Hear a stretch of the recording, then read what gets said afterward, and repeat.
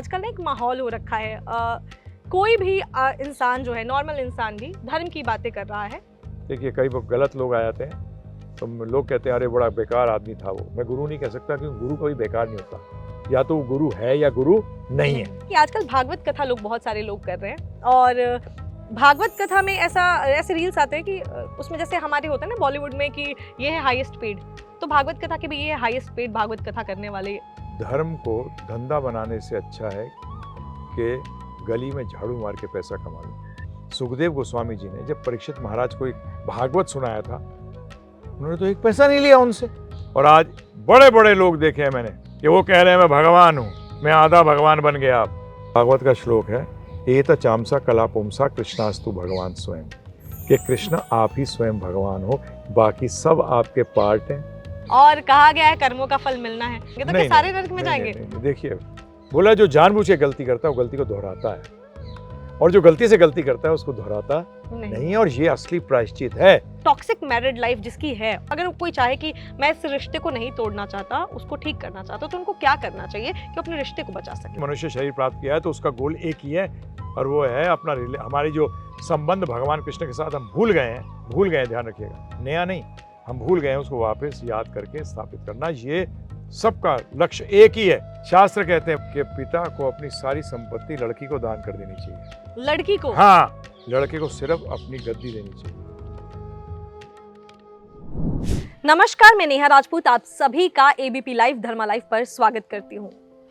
आज हमारे साथ जो गेस्ट मौजूद हैं उनसे आप पहले भी बात कर चुके हैं, पहले भी उनके द्वारा बताई गई बातों को आप सुन चुके हैं, और बहुत सारे कमेंट्स भी आए थे, बहुत सारे आपके सवाल भी आए थे। उन्हीं में से कुछ सवालों को मैंने चुन लिया और आज हम उसका आंसर लेंगे धर्म संवाद के इस एपिसोड में। सबसे पहले प्रभु जी, आपका बहुत बहुत स्वागत है एबीपी लाइव पर। धन्यवाद। आज हम बात करेंगे उन टॉपिक्स पे जिसको आपके व्यूअर्स ने, जो आपको बहुत पसंद करते हैं, और कमेंट सेक्शन में लिखा हुआ था कि ये सवाल जब आप आए हमारे पास नेक्स्ट टाइम तो हम आपसे ज़रूर पूछें। एक सवाल वो सब पे मैं आऊँ उससे पहले एक मैं आपसे जानना चाहूँगी, क्योंकि आपसे ना यूथ भी बहुत ज़्यादा कनेक्ट करता है और आपकी बातों को सुनता है, तो मैं आपसे एक चीज़ जानना चाहूँगी कि आजकल ना एक माहौल हो रखा है, कोई भी इंसान जो है, नॉर्मल इंसान भी धर्म की बातें कर रहा है, और धर्म की बातें करना अच्छी बात है, लेकिन क्या होता है कि वो लुक वैसा ले रहे हैं, अधूरी जानकारी के साथ। जैसे किसी संत महात्मा की कुछ 2-4 वीडियो देखी, वहां से ज्ञान लिया, और उसके बाद वो वीडियो बना कर और लोगों को पहुंचा रहे। उनका ये मकसद नहीं है कि वो धर्म की बात को आगे फैलाएं, उनका मकसद ये रहता है कि मेरी टीआरपी बढ़े, मेरी वीडियोस पे इतने व्यूज आए, मुझे फिर मेरा फायदा हो, तो वहां पे लालच है। क्या इस तरीके की चीजें सही हैं धर्म को लेकर? मैं कहीं भी चर्चा करता हूँ उससे पहले एक चीज पूछता हूँ, सत्य सुनना चाहते हो या झूठ? और मैं हर बार कहती हूँ सत्य। और मेरे ख्याल से जितने दर्शक भी हैं वो भी सत्य ही सुनना चाहते हैं, और अधिकतर लोग कहते हैं सत्य कड़वा होता है। चलिए इसी को लेके चलते हैं कि सत्य कड़वा होता है। तो आपके जो प्रश्न का उत्तर दूंगा तो उसमें कई लोगों को ये कड़वा भी लगेगा, परंतु उसके लिए कभी सत्य को छुपाना नहीं चाहिए। क्योंकि यहाँ मैं आपके साथ जो प्रश्न उत्तर में बैठा हूँ, यहाँ कोई टीआरपी बढ़ाने के लिए नहीं बैठा। तो एक्चुअली टीआरपी में फर्स्ट वर्ड होना चाहिए ट्रुथ। ठीक है ना जी? तो आपने जो प्रश्न किया कि लोग अधूरे ज्ञान के साथ, तो एक बहुत पुरानी कहावत है, नीम हकीम खतरे जान। नीम हकीम खतराए जान मतलब अगर आधा अधूरा व्यक्ति से आपने दवाई ली तो खतराए जान मतलब जान को खतरा हो सकता है। एक्चुअली मैं कुछ दिन पहले देख रहा था, मुझे किसी ने एक इन्फॉर्मेशन भेजी थी, न्यूज़ भेजी थी कि अफ्रीका के अंदर एक कंट्री है जहाँ की पहले गवर्नमेंट एग्जाम लेती है कि ये व्यक्ति धर्म पे बात कर सकता है या नहीं कर सकता। नाइस। तो आई वाज शॉक्ड कि धर्म पे वो चेक करते हैं कि कोई टॉम डिक एंड हैरी बैठ के धर्म पे बात ना करे।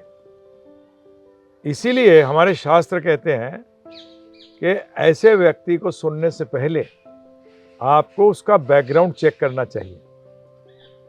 जैसे आप किसी कॉलेज में जाते हैं, स्कूल में जाते हैं, तो आप पहले क्या करते हैं? आप उसके बैकग्राउंड को चेक करते हैं कि ये जो टीचर हैं, ये जो स्कूल हैं, ये जो कॉलेज हैं, ये मान्यता प्राप्त है कि नहीं। आज ये ऊल जलूल कुछ भी बात करते हैं, जैसे आप पहले बता रही थी कि कहीं किसी से सुन लिया और उसको अपना बना के चेप दिया। वो इंडियंस की स्पेशली भी आदत है कि लिखते नहीं है, मेड इन इंडिया कह देते हैं किसी चीज़ को भी। तो ये इससे धर्म का प्रचार नहीं हो रहा, इससे धर्म को हानि हो रही है। और जो लोग धर्म में विश्वास रखते हैं उनको ऐसे लोगों को रोकना चाहिए, ऐसे लोगों की टीआरपी नहीं बढ़नी चाहिए। यदि ऐसे लोगों की टीआरपी बढ़ती है तो उसका मतलब एक रॉन्ग मैसेज जा रहा है। जो व्यक्ति पहली बार सुन रहा है या दूसरी बार सुन रहा है, जो नया है, उसके पास क्या होगा बताइए आप मुझे? वो रॉन्ग इन्फॉर्मेशन, वो गलत इन्फॉर्मेशन जब लेगा तो एक चीज ध्यान रखिएगा कि जब कोई गलत चीज ले लेते हैं उसके बाद उसको हटाना बहुत मुश्किल हो जाता है। अगर बच्चे को शुरू से सिखाया जाए 2 दूनी 5, 2 दूनी 7, ऐसा सिखा दिया जाए उसको बचपन से, और उसको कोई रोके ना टोके ना कि गलत क्या है, और उसको बोला जाए 40 साल की उम्र में 2 दूनी 4 होते हैं, उसको कितना मुश्किल होगा उसको ठीक करना। और धर्म के मामले में, वैसे तो किसी विज्ञान के मामले में भी, धर्म भी विज्ञान है, किसी भी विज्ञान के मामले में आपको रोकना चाहिए। ऐसे व्यक्ति नहीं बोलें, उनसे पूछना चाहिए तूने कहाँ से सीखा, आप कैसे बोल रहे हैं। आज सोशल मीडिया में यही तो प्रॉब्लम है, कोई भी कुछ भी बकवास करता है और सब लोग उसको एक्सेप्ट करते हैं, और फिर आके हमसे बहस करते हैं कि हमने तो देखो जी वहां सुना था। जैसे आपके सीरियल्स जो आ रहे हैं जिसके अंदर ये माइथोलॉजी इसको कह देते हैं, वो माइथोलॉजी वैसी बात तो मिथ है नहीं, इन लोगों ने उसको मिथ बना दिया। जो बनाने वाला है उसको धर्म से कोई मतलब है ही नहीं, उसको तो पैसे कमाने हैं। तो मेरा अनुरोध यही है समझ से कि बेसिकली कृपा करके, ये एक जन्म का सवाल नहीं है, इससे एक जन्म नहीं बिगड़ेगा, इससे अनंत जन्म बिगड़ जाएंगे। पुनर्जन्म सनातन धर्म जो फॉलो करता है, जिसको कि आज आप हिंदू कहते हो, उसका पहला सिद्धांत है कि जब तक मुक्ति नहीं मिलेगी तब तक आपको जन्म लेना पड़ेगा बार बार। अब बताइए, आप किसी से रिश्ता स्थापित करते हैं उससे पहले कितना टटोलते हैं, कितना जानने की कोशिश करते हैं। अगर आप पार्टनर लेते हैं किसी को, चाहे वो मैरिज के रूप में पार्टनर हो, बिजनेस के रूप में पार्टनर हो, आप पहले चेक करते हो, ठोक बजा के देखते हो। परंतु धर्म के मामले में क्या करते हो? वो अंधा विश्वास हो जाता है लोगों को। यही तो विश्वास अंधा है, परंतु विश्वास तो अंधा तो अंधा ही है, अंधा ही है। वो तो क्या बोले उसके बारे में। तो इसलिए ऐसे लोगों को, इसमें उनका तो गलती है, परंतु उनसे बड़ी गलती है जो उनका टीआरपी बढ़ा रहे हैं। देखिए, कई गलत लोग आ जाते हैं तो लोग कहते हैं अरे बड़ा बेकार आदमी था वो। मैं गुरु नहीं कह सकता, क्योंकि गुरु कभी बेकार नहीं होता, या तो वो गुरु है या गुरु नहीं है। दे कांट भी। देखिए, डायमंड जो होता है ना, डायमंड है, नकली डायमंड क्या होता है? नहीं होता। या तो डायमंड है या डायमंड नहीं है। इसलिए हमारे गुरु महाराज श्रील प्रभुपाद जी कहते थे या तो गुरु है या नहीं है। गलत गुरु नहीं होता, रॉन्ग डेफिनेशन। तो ऐसे लोगों को आप प्रमोट करेंगे तो आपको प्रॉब्लम आएगी, आपका जीवन बर्बाद हो जाएगा। यानी लोगों को रोकना चाहिए। यस, लोगों को नहीं देखना चाहिए, ऐसे लोगों को चेक करना चाहिए। वैसे गुरुजी, जैसे आपने कहा प्रभु जी की एक कंट्री में कुछ चीज़ें हैं जो एक एग्जाम के बाद, जैसे आपने बात की कि उसके बाद ही लोग धार्मिक कंटेंट को चूज कर सकते हैं उस पे, हाँ। जो है सोशल मीडिया पे बात करने के लिए। हमारे यहाँ की गवर्नमेंट को भी ऐसा कुछ बनाना चाहिए, ऐसे कोई लॉ होना चाहिए। बिल्कुल, इसका एजुकेशन होनी चाहिए कि जो वो बोल रहा है क्या वो शास्त्रों के आधार पर है। आज क्रिश्चियन के अंदर अगर आप देखें, क्रिश्चियनिटी के अंदर प्रीस्ट होते हैं, उनकी 4-4, 5-5 साल की एजुकेशन होती है, उसके बाद वो प्रीस्ट बनते हैं। परंतु हमारे यहाँ कुछ भी कोई बोलता है। तो अभी तक याद है, हम एक IIT है, हमारे सहपाठी थे, डिवोटी थे, उनसे बात हो रही थी, बोलते हैं उससे बोलो कि मेडुला ऑब्लोंगेटा क्या होता है, वो कहेगा नहीं मालूम। उससे कहा अगर पॉजिटिव पार्टिकल एक मैग्नेटिक फील्ड से निकाल देंगे इस प्रोसेस, इसको क्या कहते हैं, बोलते नहीं मालूम। और उससे भगवान की बात करो, वो टटर करना शुरू कर देता है। आपने कहाँ सीखा, आपने कहाँ पढ़ा, क्या आपने इसको ज्ञान को एक सिस्टमेटिक तरीके से लिया, क्रमबद्ध तरीके से लिया, तब वो एजुकेशन बनता है, तब आप उसको अपने जीवन में लगा सकते हैं। तो इसलिए ये भी होना चाहिए, ये भी चेक होना चाहिए। पहले आप स्टूडेंट रहे कि नहीं रहे, टीचर बन गए, उनसे पूछो भाई सीखा कहाँ, खुद से। वो कहते हैं ना आपे गुरु आपे चेला। मैंने अभी भागवत से भी हम बात कर रहे थे, तो मैंने भागवत को पूछा आपका गुरु कौन है, उसने आपका नाम लिया।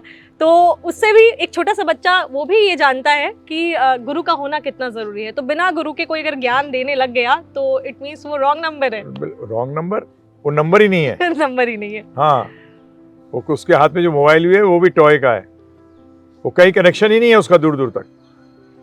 ये तो बहुत ध्यान, हमारे शास्त्रों में तो पहली चीज बताई गई है। आप अध्यात्म जो शुरू, आप बताइए अध्यात्म को छोड़िए, आप कोई भी नॉलेज लेते हैं पहली चीज क्या है? बुक्स नहीं है, ध्यान रखिएगा, बहुत इंपॉर्टेंट चीज है। बुक्स तो मार्केट में भी है, फिर आप स्कूल कॉलेज क्यों जाते हैं, टीचर के पास क्यों जाते हैं? बुक्स आपको रटाती हैं, टीचर आपको समझाता है, इसीलिए टीचर की इंपॉर्टेंस है और कोई इंपॉर्टेंस नहीं है। Books are available in the market, market में बुक्स हैं, तो फिर गुरु क्यों आए भाई? कई लोग पूछते हैं गुरु क्यों? गुरु भावार्थ बताता है, किताबें शब्दार्थ बताती हैं। तो आपको क्या समझना पड़ेगा, शब्दार्थ इंपॉर्टेंट है कि भावार्थ इंपॉर्टेंट है? भावार्थ इंपॉर्टेंट है। तो इसीलिए अगर आप कोई रील ऐसी देखते हैं जिसमें आपको लगता है कि पहली तो ऐसी चीज़, जैसे प्रभु जी ने कहा कि पहले कोशिश करें कि उन लोगों को इग्नोर करें जो आपको, जिनका कोई बैकग्राउंड नहीं है, जिन्होंने इसकी पढ़ाई नहीं की है, तो पहले आप इग्नोर करें। और ये आपसे ही शुरुआत हो सकती है। हम गवर्नमेंट से हर चीज़ को गवर्नमेंट पे डाल देते कि सरकार कोई रूल बनाए, लेकिन शुरुआत पहले आपसे हो सकती है। तो आप ये ज़रूर शुरू करें। बाकी एक और सवाल है प्रभु जी, इसी से थोड़ा सा मिलता जुलता है, सोशल मीडिया की ही बात कर रहे हैं, तो पहले मैं ये सवाल लेती हूँ, फिर आपने एक बहुत अच्छी बात पुनर्जन्म से जुड़ी हुई कही है, तो मैं उस पर आऊँगी।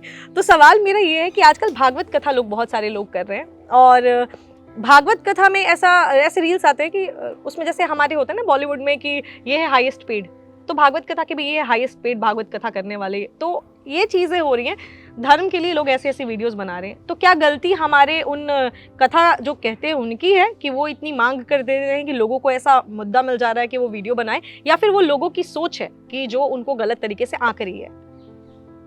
इसमें गड़बड़ क्या है बताऊं। एक हमारे गुरु महाराज भक्ति वेदांत स्वामी ठाकुर श्रील प्रभुपाद जी, गुरु महाराज भक्ति सिद्धांत महाराज, उनको कहते थे शेर गुरु। वो मिन्स नहीं करते थे वर्ड्स। उन्होंने एक ऐसी लाइन कही है, ये जितना आप पूछ रहे हैं ना, 1 मिनट में समझ जाएंगे सब। उन्होंने कहा, धर्म को धंधा बनाने से अच्छा है कि गली में झाड़ू मार के पैसा कमा लो। ये एक लाइन, सारा आंसर इसी में आता है कि मंदिर को, धर्म को पैसा कमाने की जरिया मत बनाओ। इससे अच्छा ऑनेस्टली क्या करके, झाड़ू मार के मेहनत करके अर्थात मेहनत करके पैसा लाओ। You are will be better off. दूसरा गलती पैसा देने वालों का। आज कोई बोलता रहे मुझे 10 लाख दो, मत दे कोई, क्योंकि हमारे गुरु महाराज श्री प्रभुपाद जी भी कहते थे, आप भागवत करेंगे, भगवत गीता करेंगे, आप जो भी आध्यात्मिक कार्य करेंगे, आप चार्ज नहीं कर सकते। जब हम को कई बार लोग पूछते हैं, हाँ जी, फोन आता है कि हम ये कराना चाहते हैं, कितना पैसा लेते हैं? बोलते हम नहीं लेते पैसे, हम तो सिर्फ आने जाने का खर्चा दे दीजिए, बाकी जो आपकी इच्छा हो देना, नहीं इच्छा हो मत देना। तो हमारे पास दोबारा नहीं आते हो, बोलते तो बड़ा चीप है। ये तो बड़ा चीप है। और चीप में क्या मिलता है? देखिए जी, हमें पूरा यकीन है कि हमें मृत्यु के बाद जवाब देना है। अगर कोई सनातनी है या इस्लाम का है या क्रिश्चियनिटी का है, हर धर्म में ये क्लियर है कि you will have to give, you are responsible for your acts. आप जो करते हो वो मृत्यु के समय आपको चेक किया जाएगा। मुझे लगता है ये सब के सब जो लोग हैं, ये इस बात को नहीं मानते। चार्ज नहीं करना चाहिए। अभी भी हैं लोग ऐसे, सारे भागवत कर्ता जो करते हैं सबको मैं अगर कह दूंगा तो मुझे अपराध हो जाएगा।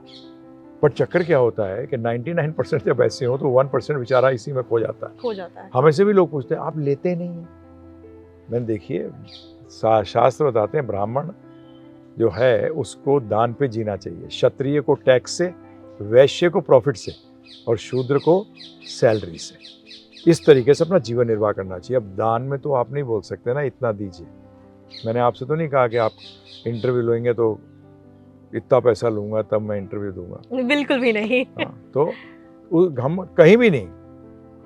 जब कई बार लोग हमसे कहते हैं जब भी आप पॉपुलर नहीं हो रहे, क्योंकि लोग दे सी यू विद योर प्राइस। आपने जो कहा, जितना प्राइस होगा उतना श्रेष्ठ है, ये कहाँ कह दिया? किसने कह दिया आपको? ये अध्यात्म में कहा।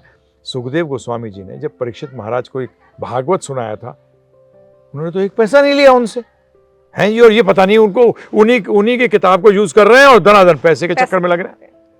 अरे 1 मिनट पता लग जाना चाहिए जब वो कहे कि इतने पैसे चाहिए। चीटर है, चीटर है। स्पष्ट शब्दों में कह रहा हूं कि वो चीटर है, वो मूर्ख बना रहा है। क्यों आप इस चक्कर में पड़ रहे हैं? और दूसरी बात, जो आपने पहला प्रश्न किया था उसी के संदर्भ में मैं एक चीज बताना चाहूंगा कि आप जाने कैसे कि ये व्यक्ति, देखिए गुरु तो कराटे का भी होता है, गुरु तो टेनिस का भी होता है। आप ये कैसे पहचाने कि ये आध्यात्मिक गुरु है? ये बहुत बड़ी प्रॉब्लम है आज। क्यों रील पे या किसी पे व्यक्ति क्यों मूर्ख बन जाते हैं? आध्यात्म बताऊं कहां से शुरू होता है? आत्मा से। अगर वो मन की बात कर रहा है या किसी चीज की बात करता है, और वो आध्यात्मिक गुरु नहीं है, वो कोई भी गुरु हो सकता है, जेब कतरों का भी गुरु होता है। गुरु इज सच अ वर्ड के जो जिस नॉलेज के अंदर हैवी हो, परंतु क्या ये स्पिरिचुअल गुरु है, आध्यात्मिक गुरु है? हमें उनसे कोई आज मोटिवेशनल गुरु, किस चीज के लिए मोटिवेट कर रहे हो आप? समझिए ना पहले तो, मोटिवेट किस लिए कर रहा है आपको? कहता है सबके सब सीईओ बन जाएंगे। सीईओ कितने होते हैं कंपनी के अंदर? एक होता है। बाकी सब फेलियर है। क्या आप समझ नहीं सकते इस बात को? ये इसलिए मूर्ख बन रहे हैं कि उनको पता नहीं कि उनको चाहिए क्या। तो उनको पहली बात क्लियर होनी चाहिए कि बेसिकली ये जो आप बता रही थी कि ये छोटे छोटे बन गए हैं, इनको आध्यात्म का ABCD भी नहीं मालूम, क्योंकि ये आत्मा के ऊपर बात ही नहीं करते। और अध्यात्म शुरू होता है, आप बताइए इंग्लिश कहाँ से शुरू होती है? ABCD से। जी हाँ। और मैथमेटिक्स कहाँ से शुरू होती है? 1 2 3 से। अगर यही 2 चीजें ना हो इंग्लिश पढ़ाने में, ABCD ना हो, तो वो अंग्रेजी होगी क्या? इसी तरीके से आध्यात्म में अगर आत्मा की चर्चा ना हो तो वो आध्यात्म है ही नहीं। और कोई भगवान नहीं होता। जो अपने आप को भगवान कहता है वो सबसे बड़ा मूर्ख बना रहा है लोगों का। होना तो भगवान था, ना है, ना कभी होगा। और आज बड़े बड़े लोग देखे हैं मैंने, मैं नाम नहीं लूंगा क्योंकि लोग मुझे बताते हैं कि वो कह रहे हैं मैं भगवान हूं, मैं आधा भगवान बन गया। अब मूर्ख बना रहे हैं। भगवान आधा क्वार्टर होते हैं क्या? बिल्कुल भी नहीं। Quarter God, half God, 3/4 God, ये क्या है ये?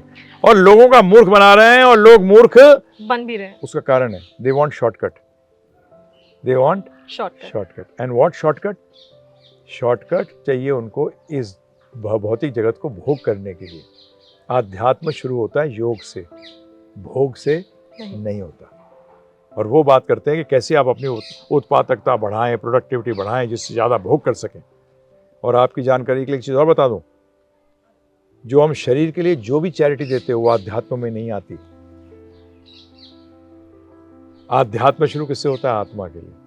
जो आत्मा के भले के लिए किया जाता है उसको आध्यात्मिक कहते हैं। वो आध्यात्मिक दान में आता है और उसको विद्या दान कहते हैं। बाकी सब अविद्या दान है। क्या है? अविद्या दान।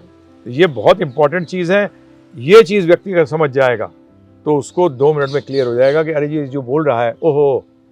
अब आप कोई क्रिकेटर सिखा रहा हो तो 1 मिनट पता जाता है। अगर आप क्लिप खोलें, बैट ऐसे पकड़ना चाहिए, स्क्वायर कट ऐसे मारते हैं, तो आप पता लगे क्रिकेटर कोच है। अभी आप क्या करते हैं? कंफ्यूज कर जाते हैं गुरु को, आध्यात्मिक गुरु को और भौतिक गुरु को। ये कंफ्यूज कर जाते हैं, जिसके कारण कि ये नॉनसेंस लोग जो है अपने आप को आध्यात्मिक गुरु बोलकर, भागवत में होता है ये। भागवत के अगर मैं 1-2 चीजें बता दूं आपको, ये कभी बताते ही नहीं भागवत वाला। एक ही चीज बता रहा हूं, भागवत में आया है, वो व्यक्ति माता पिता पुत्र राजा गुरु या स्वजन, स्वजन में तो सब आ गए, बहन भाई पुत्री मामा चाचा ताऊ, सब बन ही नहीं सकता जो कि अपने पे आश्रित को जन्म मृत्यु से निकाल नहीं सके। ये भागवत का, ये भागवत में आता है, परंतु कोई भागवत आचार्य बताता नहीं, क्योंकि सारे माता पिता तो फेल हो गए। जितने बैठे हैं जो दानी, ये फेल हो गए। इन्होंने अपने बच्चों को दिया ही नहीं, इन्होंने अपने रिश्तेदारों को नहीं दिया, अपने भाई बंधुओं को नहीं दिया, दादा दादी फेल, तो पैसा कहां से मिलेगा? और भगवत गीता ध्यान रखिएगा, हर शास्त्र का एक श्लोक होता है, वो उसका चाबी है।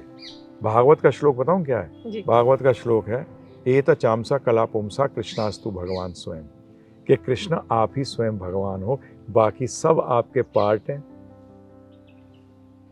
या तो अंश है या कलाएं हैं, परंतु स्वयं भगवान कृष्ण आप हो। ये भागवतम का मेन श्लोक है।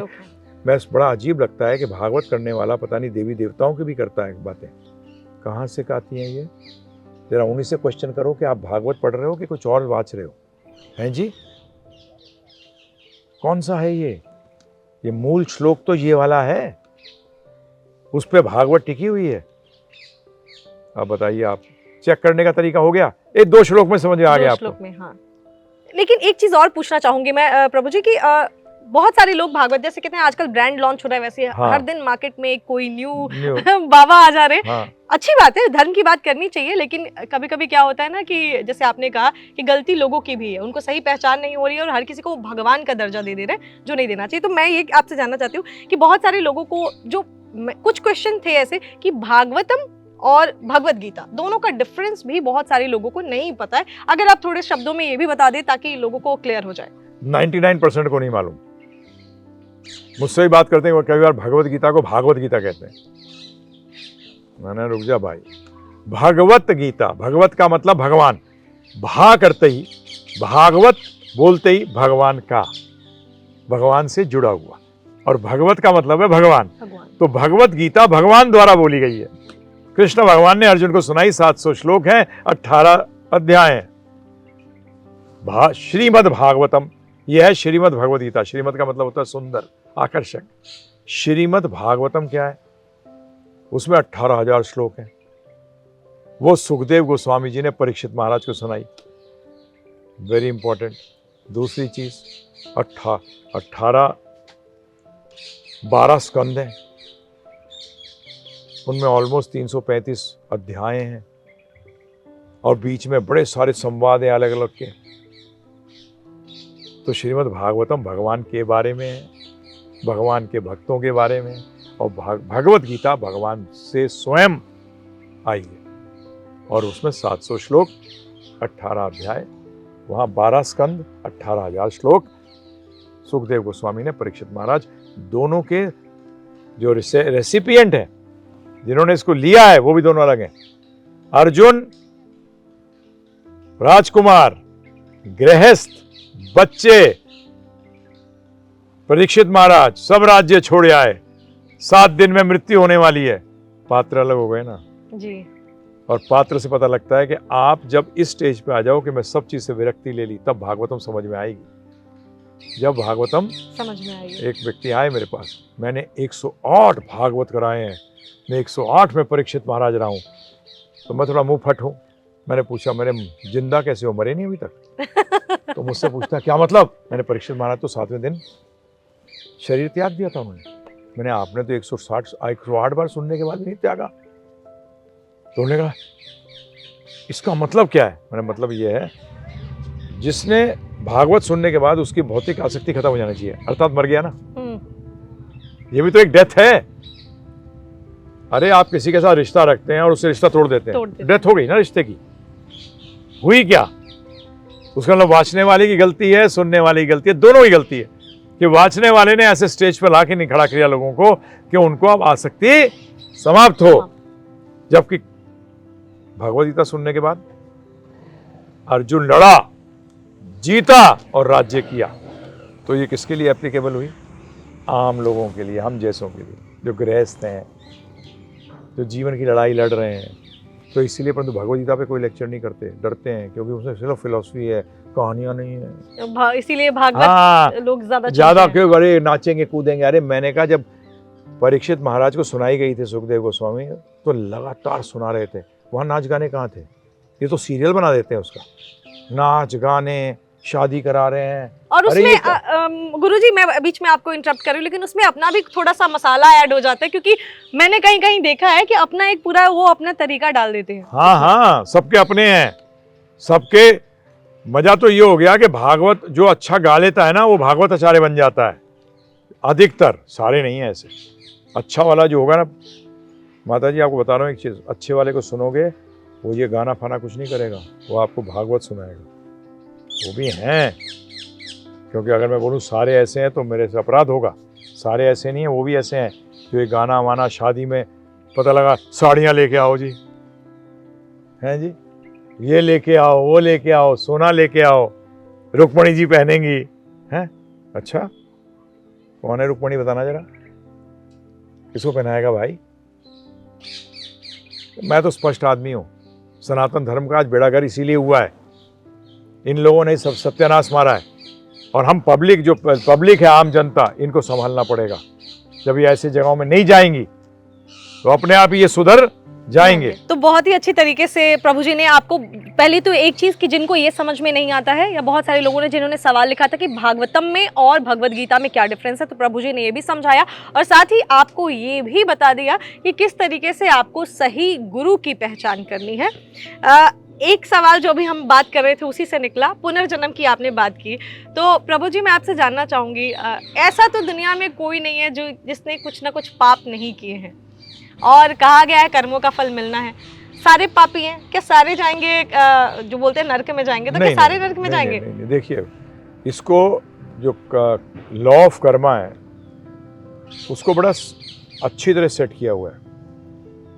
जब व्यक्ति बहुत ज्यादा पाप कर देता है ना, तब प्रॉब्लम आती है, ग्रे एरिया में नहीं आती। और भगवत गीता में भगवान ने कहा है योग क्षेम में वहाम्यहम्। उसका अर्थ क्या है? उसका अर्थ यह है कि जो तूने अच्छा किया है, भक्ति करिए, क्योंकि कर्म भी 3 प्रकार के, वो आप मुझसे कभी फिर चर्चा करिएगा, जरूर, ठीक है ना? क्योंकि वो जानना जरूरी है कि एक्शन है ऑल्सो 3 टाइप्स, 3 प्रकार के एक्शन होते हैं।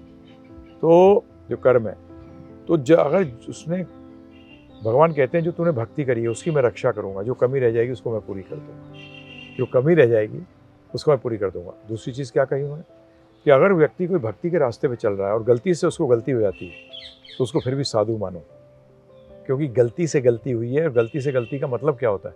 एक होता है जानबूझ के गलती करना, एक होता है गलती से गलती हो जाना। तो हमारे गुरु महाराज श्रील प्रभुपाद से पूछा कि इन दोनों का भेद कैसे करेंगे? बोला जो जानबूझ के गलती करता है वो गलती को दोहराता है, और जो गलती से गलती करता है उसको दोहराता नहीं। और ये असली प्रायश्चित है। ये नहीं है पंडित लोग बताते हैं, आपको मूर्ख बना देते हैं कि तुम्हें ये सारे घूम आओ, 4 धाम यात्रा कर आओ, तुम्हारे पाप कट जाएंगे, तुम ये हवन कर लो, तुम इतना दान कर दो, इससे पाप कट जाएंगे। ये नहीं, प्रायश्चित का एक मतलब होता है, एक अर्थ होता है हम वैष्णवों में कि हम उसको दोहराएंगे नहीं। अगर उसको दोहराएंगे नहीं, खत्म। तो बताइए कितना इजी है? बहुत ही आसान है। तो जो लोग ये सोचते थे कि हर कोई पापी है, क्योंकि सवाल ऐसे ही आते हैं गुरुजी, और ज़रूरी भी है कि वो जो हमारे व्यूअर्स हैं उनके मन में जितने भी डाउट्स हों वो क्लियर करना ज़रूरी है। तो ये सारे उन्हीं के सवाल हैं। एक चीज़ और मैं आपसे जानना चाहूँगी, जैसे आपने योनियों की 84 लाख योनि कही जाती है, तो क्या हर इंसान जो ऐसे कहते हैं अच्छा कर्म करोगे तो फिर इंसान में ही पैदा होगे, अच्छा कर्म नहीं करोगे तो कोई जानवर या पशु पक्षी या कीड़े मकोड़े बन जाओगे? तो क्या ऐसा होता है कि अच्छा कर्म करो तो वापस से आप इंसान में ही पैदा होते हैं? हाँ जी, सबसे बड़ी बात यह है कि पहली बात तो अभी ये इतना शॉर्ट में बता नहीं सकते, अच्छे और बुरे कर्म का अर्थ ही नहीं जानते 99%। लोग कहते हैं किसी का बुरा मत करो, मैंने झूठ बोलते हो। जिन्होंने, मैं पहले लेता हूँ नौकरी वालों को, जब आपने नौकरी में गए, आपने आसपास इंटरव्यू के अंदर पूछा सबके घर में रोटी पक रही है? नहीं पूछा ना। आप सिलेक्ट हो गए, उसमें से हो सकता है 1-2 ऐसे थे जिनके घर में रोटी भी नहीं थी। अगर उसको नौकरी मिल जाती तो उसके घर में रोटी चूल्हा जल जाता, तो बुरा किया नहीं करा उसको। तो ऐसे ये स्टेटमेंट्स को बोलना बंद करें। पहली बात तो कि हमने बुरा नहीं किया। बिजनेसमैन बाहर कस्टमर आता है तो चिल्ला के नहीं बोलता भैया सबको कस्टमर मिल गया ना आज, तो एक पूछता है। जबकि हमारे शास्त्रों में कहा गया गृहस्थ जब पाता है ना, गृहस्थ को बड़ा क्यों बताया गया है? वो जब पाता है, पाने से पहले उसको बाहर निकलना चाहिए, रोड पे आके बोलना चाहिए कोई भूखा तो नहीं है, अगर कोई भूखा है तो आइए, तो उसको पहले खिलाएगा फिर पाएगा। पूछता है कोई, तो उसका मतलब बुरा तो कर ही रहा है। हमारे से बुरा अच्छा नहीं होता। मैं सोचूं right side of the road में चलाऊंगा इंडिया में, सही है गलत है? गलत है। लॉज यूनिवर्सल हुआ करते हैं, अपने हिसाब से नहीं होता कि मेरे को सही लग रहा है बुरा लग रहा है। तो इसीलिए ये हमें ध्यान रखना पड़ेगा। परंतु आपने जैसे योनि का क्वेश्चन उठाया, बड़ा सिंपल है। जहां भी जीवन है अर्थात आत्मा है, बिकॉज जीवन का सोर्स क्या है? आत्मा। रोशनी है तो उसका सोर्स होगा, राइट? चाहे वो बल्ब के रूप में हो या सूर्य के रूप में हो या चंद्रमा जी के रूप में हो, सोर्स हो। अर्थात अगर लाइफ है, चेतना है, तो उसके अंदर आत्मा है। अब आत्मा कवर्ड है। अब आपके जैसे बड़ा अच्छा उदाहरण दिया करते थे हमारे गुरु महाराज कई लोग वेस्ट इंडिया में पता नहीं अभी कुछ इतने पागल नहीं हुए लोग, वेस्टर्न में है, वो समुद्र में जाते हैं तैरने वाले, बोलते हैं यार निकलना क्यों पड़ता है बाहर यहाँ से, क्या बोलते हैं, मैं इसी में पड़ा रहना चाहता हूँ। तो भगवान कहते हैं मनुष्य शरीर में तो नहीं रह सकता, तू एक काम कर, मछली बन जा। क्या बन जा? मछली बन जा। इच्छा पूरी कर रहे हैं भाई भगवान, आपने इच्छा करी। कई लोग वो हैंड ग्लाइडिंग करते हैं कि हम उड़ते रहे, हम नीचे क्यों आते हैं। बोले चिंता मत कर, गिद्ध बना दूंगा, ईगल बना दूंगा। वो ज्यादातर क्या रहता है, ऊपर ही रहता है, थोड़ी देर के लिए नीचे आता है, फिर ऊपर चला जाता है। तो ये बताइए हमारी इच्छा पूर्ति के लिए क्यों नहीं बनी है? कभी आप टेक्निकली सोचेंगे ना इसको, लॉजिकली सोचेंगे, बोले यार बात तो सही है, सही है। मैं सिर्फ नॉनवेज खाना चाहता हूँ, बेटा उसको पकाना पड़ेगा, तेरे दांत भी नहीं बने उसके लिए, कच्चा नहीं खा सकेगा। तो एक काम कर, चक्कर में पड़ता है, शेर बन जा, फाड़ के खाए इमीडिएटली। प्रभु जी मैं बताइए पढ़ रहा था मैं, वुल्फ था ना, वो वुल्फ या हाइना जो बताया था, मैंने बताया था वुल्फ, शॉक्ड हो जाओगे। पता है वो लाइफ में सिर्फ एक के साथ मेट करते हैं सिर्फ, अगर वो मर जाए ना पार्टनर तो दूसरे के पास नहीं जाते, और वो कभी मरा हुआ शिकार नहीं खाते, वो स्वयं मारते हैं और खाते हैं। ऐसी शेर है। तो भगवान कहते हैं यार शेर घास खाना चाहे तो भी नहीं खा सकता, तो प्योर बनना नॉनवेज, पकाने का चक्कर भी करता है, खुद मार खा। तो बताइए कहाँ गलत है? वो सही है, लेकिन क्या ये हमारे कर्मों पे आधारित है या फिर हमारी इच्छाओं पे? देखिए इच्छा से कर्म बनता है। कहाँ से कर्म बनता है? सोच से। तो सोच का मतलब इच्छा से। जब इच्छा बहुत प्रगाढ़ हो जाती है उसको कहते हैं लोभ, वो बेसिकली एक्शन में परिवर्तित हो जाती है। तो वो एक्ट जैसी किया, कलयुग में एक प्लस पॉइंट है, मानसिक जो पाप हो वो एक्सेप्टेड नहीं है, उसको माफ कर देते हैं। परंतु अधिकतर क्या होता है, आप सोचने के बाद मनन करने लग जाते हो, और जैसे ही मनन करने लगे वो एक्शन में आएगा ही आएगा। और एक्शन में आते ही वो रजिस्टर हो जाता है। तो जब भी आप देखोगे, कुत्ता भी है, कुत्ते में नहीं देखा आपने एक चीज, एक कुत्ता तो अरबापति के घर में पैदा होता है और एक कुत्ता रोड पे है। उसको तो पता लगा वो खाना मिल रहा है, जो कि पता लगा इंसानों को नहीं मिल रहा, परंतु है तो कुत्ता ही। ऐसे इंसानों में देखिए, आज देखिए आप सोमालिया में जन्म, आज पैलेस्टीनियन देखिए आप, ये सब लड़ाइयाँ जो हो रही हैं ये क्या है? इन लोगों का पता लग जाए कि पुनर्जन्म होता है, जो फैक्ट है, तो किसको कौन मारेगा, कौन किसको मारेगा, उसको वापस उस साइकिल में आना पड़ेगा, वो भी मरेगा। जब काली माता के सामने जब बकरा भी चढ़ाते हैं ना, वेदों में है ये, तो उसमें एक वर्ड आता है मामसा, कि हे बकरे अगले जन्म में तू मैं बनी और मैं तू बन के मुझे काट लियो। ब्राह्मण बताता नहीं है ये, क्योंकि वो भी खाता है बदमाश। अगर वो बताए कि ऐसा तू रेडी है करने के लिए, आर यू रेडी, बोलते यस, काटो, अगले जन्म में ये बनेगा तू, और तू बनेगा ये और कटेगा। आज ये पता लग जाए, वायलेंस खत्म हो जाए दुनिया में, क्योंकि every person is responsible for it act, this is what Karma है। और इसके हिसाब से आपको अलग अलग योनियाँ और परंतु एक चीज़ ध्यान रखिएगा, आपने जो प्रश्न किया है इसका उत्तर भगवान ने दिया है। भगवान ने कहा कर्म की गति का मतलब रिजल्ट समझना नेक्स्ट टू इम्पॉसिबल है, क्योंकि हम लोग सब ग्रे एरिया में ज़्यादा है। कोई व्यक्ति दुनिया में नहीं है जिसने सिर्फ पाप किए हैं, और कोई व्यक्ति दुनिया में नहीं है जिसने सिर्फ पुण्य करे। ग्रे एरिया है, इसलिए कई फिलॉसफी जो दुनिया की वो फेल हो जाती है। कैसे फेल हो जाती है?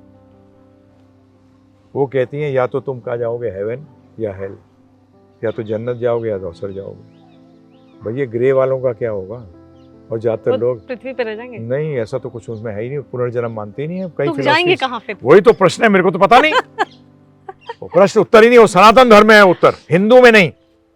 सनातन धर्म का मतलब हिंदुइज्म से मतलब नहीं है, हिंदू तो अभी चेपा गया है। सनातन धर्म is the most secular thing you can speak about. धर्म का अर्थ ही नहीं जानते लोग, तो इसलिए इसमें क्या बोलें। तो इसलिए ये ध्यान रखना कि बेटा तैयार रहियो कि तेरे को तू बच जाएगा, उस साइकिल में आना पड़ेगा, आएगा तू, और ऐसा पिटेगा भी और पिटेगा भी। तो 84 लाख योनियों के बारे में या फिर आप जो पुनर्जन्म के बारे में पूछते थे वो भी सवाल का जवाब हमने ले लिया मैं प्रभु आपको जी एक से। साइट भी बताता हूँ हाँ, सबके जरूर। लिए, IISIS.net। अमेरिकन डॉक्टर्स रिसर्च कर रहे हैं इस पे। They have proved it that rebirth is a fact. They are not in Hindus और सनातन धर्मीज, they are Christians, they are Jews, क्योंकि रिसर्च करी उन्होंने। अरे हम लोग तो क्या करते हैं, आम जनता क्या करती है, एक्सेप्ट कर लेती है, रिजेक्ट कर लेती है। थोड़ा समय निकालो, साल 2 साल उनके साथ लगो, रिसर्च करो, या फिर उनकी बात मान लो जो उन्होंने रिसर्च किया है। अरे वो कोई हिंदू तो है नहीं, सनातन धर्मी है या जैनी या सिखिज्म, ये तीनों अगर पुनर्जन्म में नहीं मानते तो फिर अब ये है ही नहीं। वो आज लड़ रहे हैं आपस में फालतू में। अरे अगला जन्म वही हो जाएगा तेरा जिससे लड़ रहा है। भाई भाई लड़ते हैं आपस में, अगला जन्म उस भाई के जन्म में हो जाएगा, इसका इधर हो जाएगा। जिससे लड़ रहा था उसको सोचेगा मेरा परिवार है, फिर लड़ता रहेगा। क्या फायदा इससे, इससे क्या फायदा है? ये कर्म चक्र है, और इससे निकलना है। ये सारे, ये all faiths of the world यही कहते हैं, इससे निकल। एवरी जो भी स्पिरिचुअल थोड़ी बात करता है वो इससे निकलने की बात करता है। रिलीजन की जो बात करता है वो बेकार है। बात करनी चाहिए स्पिरिचुअलिटी की। Religion divides, spirituality unites.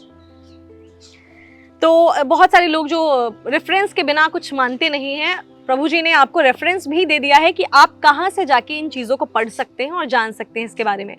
अब अगला सवाल जो गुरुजी हमने लिया है वो इसलिए आपसे हम पूछ रहे हैं क्योंकि 2 तरीके, जैसे संत की जब बात होती है तो 2 तरीके के, एक तो ब्रह्मचारी, एक होते हैं जो गृहस्थ। आप गृहस्थ हैं तो इसीलिए मैंने सोचा ये सवाल आप शायद ज़्यादा अच्छे से जवाब दे पाए। लोग, बहुत सारे लोग जो है आजकल मैरिड लाइफ में बहुत ज़्यादा परेशान हैं। 2-3 ऑप्शंस मिलते हैं उनको कि या तो एक पार्टनर को चीट करते हैं, या एक कंप्लीट उसको छोड़ देते हैं, डिवोर्स ले लेते हैं, या फिर एक पूरी लाइफ उसी में जूझते रहते हैं। तो ये जो टॉक्सिक मैरिड लाइफ जिसकी है और जिनको इतनी परेशानियां हो रही हैं, उसको, उस चीज़ को अगर कोई चाहे कि मैं इस रिश्ते को नहीं तोड़ना चाहता, उसको ठीक करना चाहता, तो उनको क्या करना चाहिए कि अपने रिश्ते को बचा सके? पहली चीज, फर्स्ट थिंग, कोई भी रिश्ता होगा उसमें टकराव तो होगा ही होगा। यहीं हम ब्रज में बैठे हैं, राधा रानी रूठ जाती हैं, राधा रानी रूठ जाती हैं, कृष्ण भगवान मनाने जाते हैं। तो मतलब रिश्ते में इससे पहली बात तो चिंता नहीं करनी। नंबर 2, ऐसा प्रॉब्लम क्यों आता है? 2 लोग साथ हैं, अगर उनके गोल्स अलग अलग हैं, उनके लक्ष्य अलग अलग हैं, तो बन कैसे सकती है बताइए आप मुझे? कोई चांस है? मैं आपसे पूछता हूँ, आपके दर्शकों से पूछ रहा हूँ, और आज यही है। जबकि हमारे शास्त्र क्या कहते हैं, गृहस्थ को क्या कहा है? ग्रह को अस्त मत करो, असली गृहस्थ बनो। उसमें क्या है कि आपने कृष्ण, जीवन का लक्ष्य क्या है कि मुझे ये शरीर को, मनुष्य शरीर को यूज़ करना है और एक दूसरे की हेल्प करके हमें भगवत धाम वापस अपने घर जाना है। लक्ष्य क्या है? एक। उसमें अगर किसी माइनर चीज़ों पर टकराव भी होता है, जैसे वो लक्ष्य को बीच में लेके आओगे, आप साइड में कर दोगे।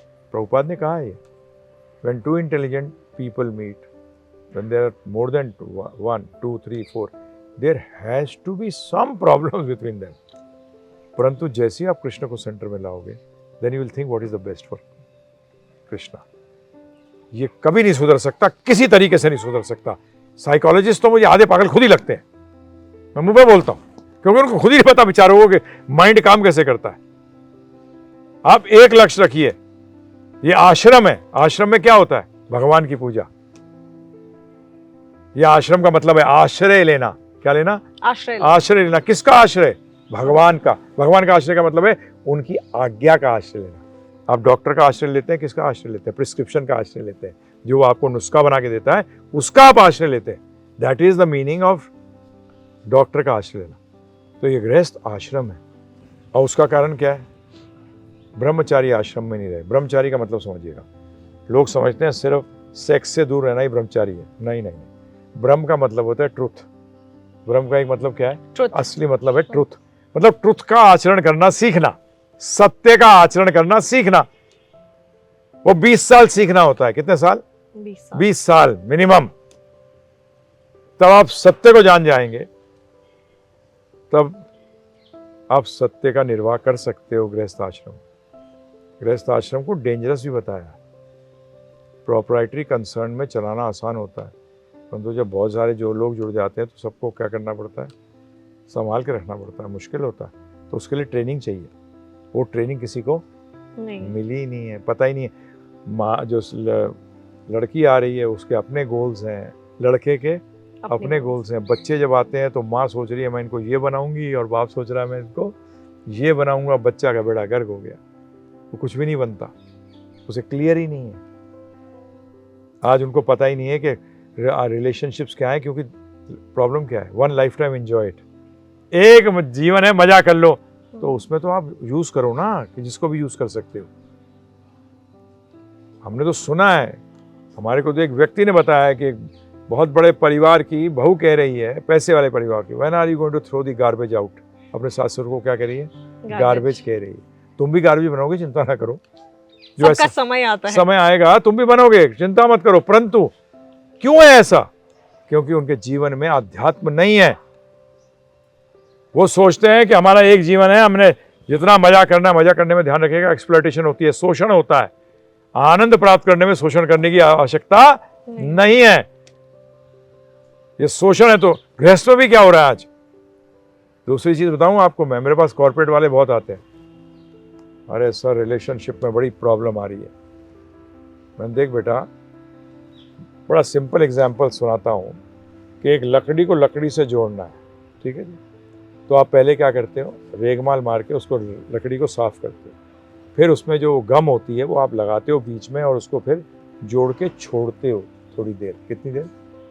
किसी बार, कई बार एक दिन छोड़ना पड़ता है, कई बार घंटों छोड़ना पड़ता है, कई बार हफ्तों छोड़ना पड़ता है। आपने रिलेशनशिप में समय कितना दिया है? समय तो दिया है ही नहीं, तो फिर रिलेशनशिप कैसे डेवलप होगी बताओ आप? हो सकती है? बिल्कुल भी नहीं। जिससे बात करो, मैं कई बार हिमालयस में चला जाता हूँ, किताब का जब पढ़ना होता है, वो करना होता है, तो एक जगह है प्योर वेजिटेरियन है वो, मतलब वो नॉन वेजिटेरियन नहीं होता वहाँ। तो वहाँ मैं एक कपल से मिला, वो बड़े बैंक के अंदर दोनों काम करते थे। एक की दिन की शिफ्ट थी, एक की रात की। बोलते हम शादी के 4 साल बाद ये 3 दिन हनीमून के लिए आ रहे हैं। 4 साल बाद? 4 साल बाद। उनको एक दूसरे का पता ही नहीं कि है कौन, उनको नहीं मालूम। और उनको अलग अलग ले आके बात करें ना कि तेरे हस्बैंड क्या है, क्या, he would not know, he would not know what his wife is, पता ही नहीं है। और ये गवर्नमेंट की गलती है। और मैं तो मुंह पे बोलता हूँ, नारायण मूर्ति जी के जैसे की गलतियां हैं। बोलते हैं कि 7 दिन कमो, काम करो, परिवार के लिए मत दो टाइम। अरे ये दुनिया को क्या करना चाहते हो आप लोग, बताइए आप मुझे। मैं तो कहता हूँ माताओं को एक मोर्चा निकालना चाहिए कि 5 दिन से ज्यादा काम नहीं होगा, दुकानें बंद रहनी चाहिए। एटलीस्ट 2 दिन तो पति बन रहा है, पिता बन रहा है, उस समय तो दे परिवार के लिए। यहाँ 7 दिन काम करता है 8-10 घंटे लगाकर, कहाँ है परिवार के लिए समय? ना तो माता के पास है, ना प्रभु जी के पास है, ना तो हस्बैंड के पास है, ना वाइफ के पास है। बताइए, मैं फैक्ट बात कर रहा हूँ कि नहीं कर रहा हूँ, बताइए आप मुझे। एकदम सही, क्योंकि टाइम नहीं होगा तो आप समझ नहीं पाओगे। अब रिलेशनशिप कैसे डेवलप करोगे? और दूसरा बात है, इतनी इंपॉर्टेंट बात है, गोली अलग अलग है, मजा कर लो। तो जब मजा आ जाता है ना, फिर तो सारा कुछ खत्म हो जाता है। अरे आनंद ढूंढो, मजा नहीं। 2 चीजें, पहली बात तो क्लियर योर गोल। गोल मनुष्यों का एक ही है। जैसे गाड़ी का गोल वर्ल्ड ओवर कहीं भी होता है, ट्रांसपोर्टेशन है, कहीं भी। इसी तरीके से मनुष्य शरीर प्राप्त किया है तो उसका गोल एक ही है, और वो है अपना हमारी जो संबंध भगवान कृष्ण के साथ हम भूल गए, ध्यान रखिएगा, नया नहीं, हम भूल गए, उसको वापस याद करके स्थापित करना। ये सबका लक्ष्य एक ही है। शरीर निर्वाह के लिए कार्य करना पड़ेगा, परंतु कार्य मेन नहीं होता। गाड़ी सही रखनी पड़ेगी अगर आपको कहीं एक जगह से दूसरी जगह जाना है, परंतु वो आपका लक्ष्य नहीं है। ऑफिस पहुंचना गाड़ी से आपका लक्ष्य। तो इसी तरीके से रिलेशनशिप के अंदर पहली बात ये, और दूसरा बात फिर टाइम दो ना, फिर समय दो। समय है नहीं, लक्ष्य क्लियर नहीं है, तो झगड़े नहीं होंगे, वर्ल्ड वॉर होगी, और वही होती है। और इसीलिए जितने भी लोग ये क्वेश्चन कर रहे थे और ये सवाल पूछ रहे थे कि कैसे ठीक किया जाना चाहिए, तो सबसे पहली चीज तो टाइम देना जरूरी है, और दूसरा समझना भी जरूरी है। नहीं समझना, किस लिए टाइम दें? समझने टाइम देंगे तो और लड़ेंगे। मेरे पास आते हैं लोग, अरे हाँ टाइम दे देते हैं तो झगड़ा और बढ़ जाता है, हम तो निकल जाते हैं। आज वर्क फ्रॉम होम में क्या हो रहा था, ये तो प्रॉब्लम हो रही थी जबरदस्त। बोले थे अरे ज्यादा अलग अलग थे बेटर थे, क्योंकि लक्ष्य नहीं है एक। लक्ष्य जब तक एक नहीं होगा, आप टाइम क्या जाओ मत बाहर, लड़ाइयां दबा के होंगी, फिर दबा के लड़ाइयां होंगी, लड़ाइयां होंगी। ये कहना कि वो हमारे गुरु महाराज ने कहा हुआ प्रभुपाद ने, जब इंटेलिजेंट लोग बातों को दूसरों समझते हैं बेवकूफ, तो जब इंटेलिजेंट लोग बैठेंगे तो कहीं तू मैं तो होगी, उससे कोई फर्क नहीं पड़ता। परंतु जब आप लक्ष्य पे आओगे, अरे बेकार है तू मैं क्या है ये बेकार है, प्रोडक्टिव बात होगी। तो इसीलिए लक्ष्य भी समझिए एक दूसरे के, और टाइम भी देने की जरूरत है। तो प्रभु जी एक और सवाल है, ये आजकल की जनरेशन से ही रिलेटेड है कि आजकल के टाइम पे क्या होता है कि जब पहले के टाइम पे, पहले ऐसा था कि जब बेटियां शादी करके जाती थी तो माएँ कहती थी या उसके घर के वाले कहते थे मायके वाले कि जाओ खुशहाल रखो, सबकी इज्जत करो।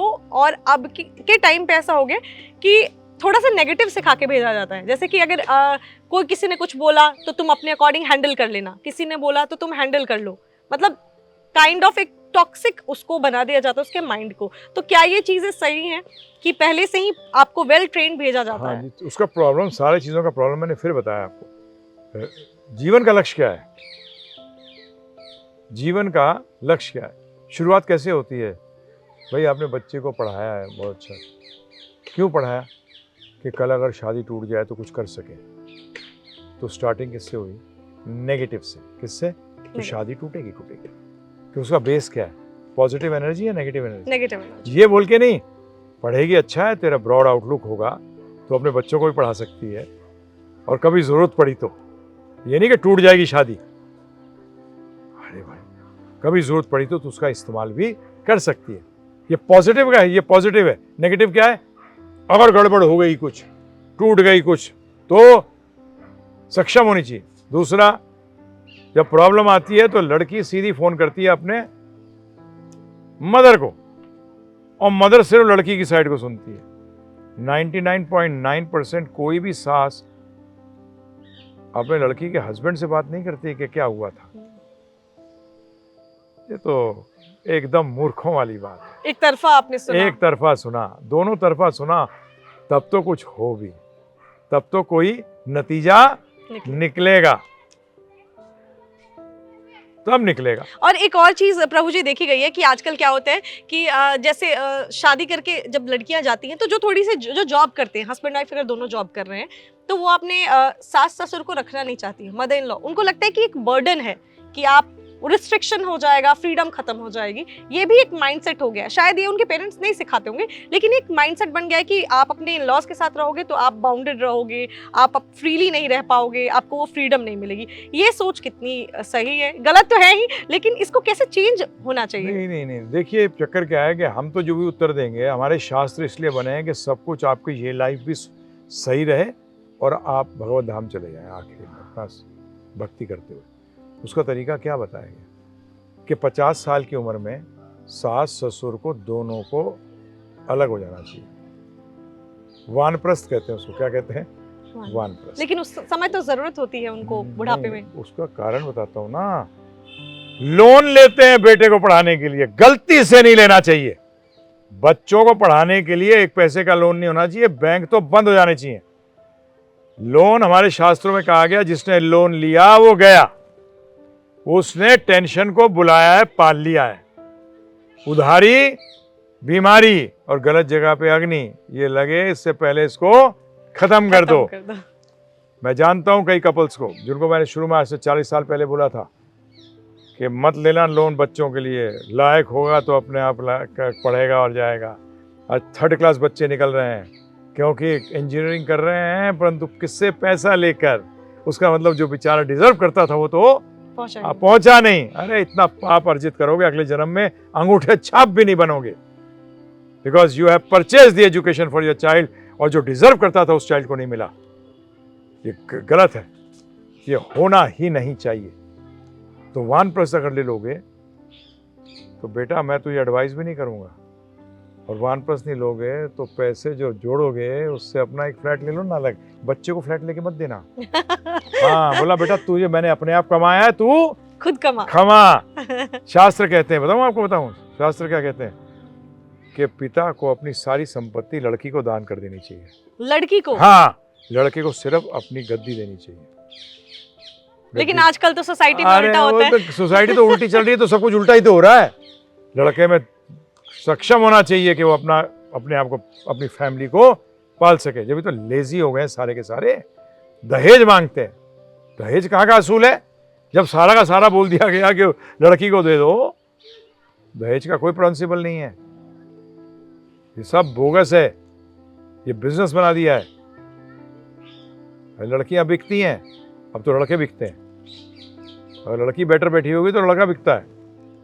ये business, relationships have become business बन गए। रिलेशनशिप बिजनेस नहीं होते, स्टार्टिंग ही रॉन्ग फुट पे है, और ये लेके चलें। मैं सबको कहता हूँ, जितने भी हमारे जुड़े हुए हैं, 50 साल में तैयार रहना,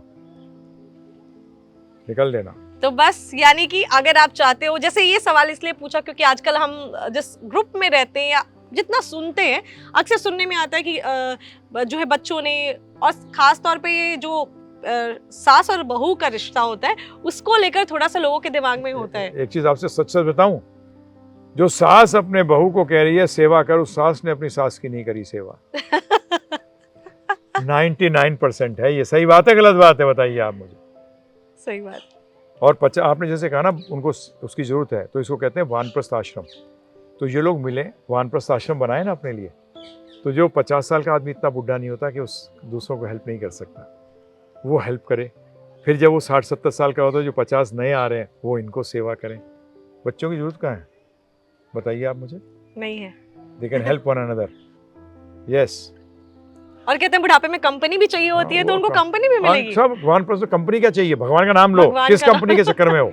ऊपर वाले की कंपनी नहीं। हाँ, वो शराब की कंपनी में रहते हैं कि दोनों बैठ के पियेंगे रात को।